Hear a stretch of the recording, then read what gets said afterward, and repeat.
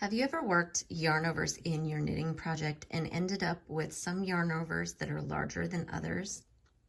Today we're going to explore how that happens and how we can choose between having larger holes or smaller holes, but all of them matching. Or you can use a variety, but plan them ahead of time. Typically, yarn overs are written into a pattern where you will bring your yarn forward and then insert your needle into the next stitch to process the stitch.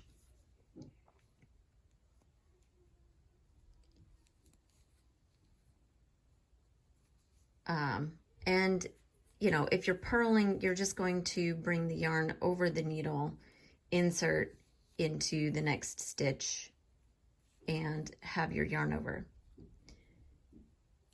Or if you're going to knit, you bring the yarn to the front of your work and then insert as if to knit and knit the stitch. But what this does is, unbeknownst to us knitters, the yarn doesn't actually travel very far.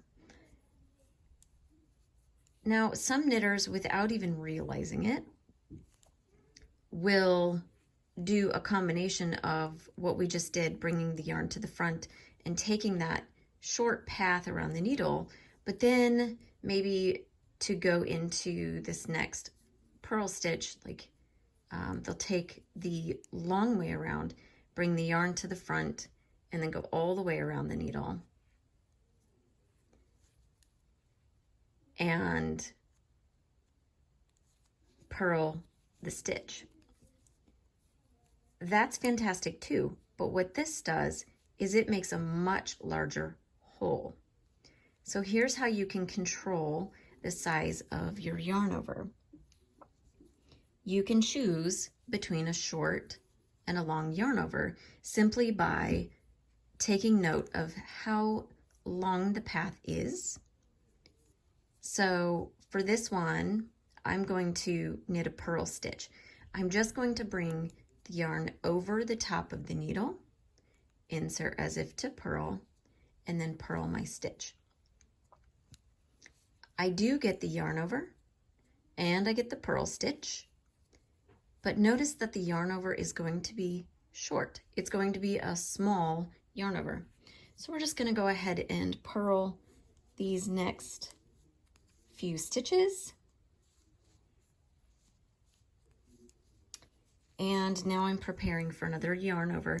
I'm going to be going into a knit. I'm actually going to knit two together on the other side of this.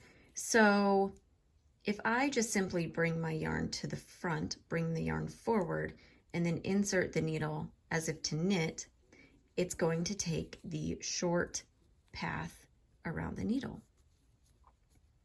which would be a matching yarn over to the opposite side. But what if you want it to be a long path yarn over?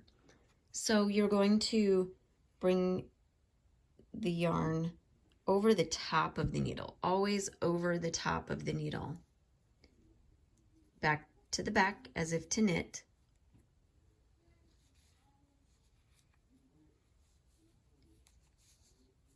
So that's the difference between bringing the yarn forward to the front of the needle or to the front of your work, right?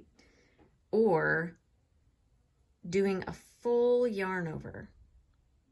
If you're doing a full circle yarn over, it's going to be much larger than a partial circle yarn over. So there you have it. Now you know exactly how to control your yarn overs and make them work for you. Happy knitting!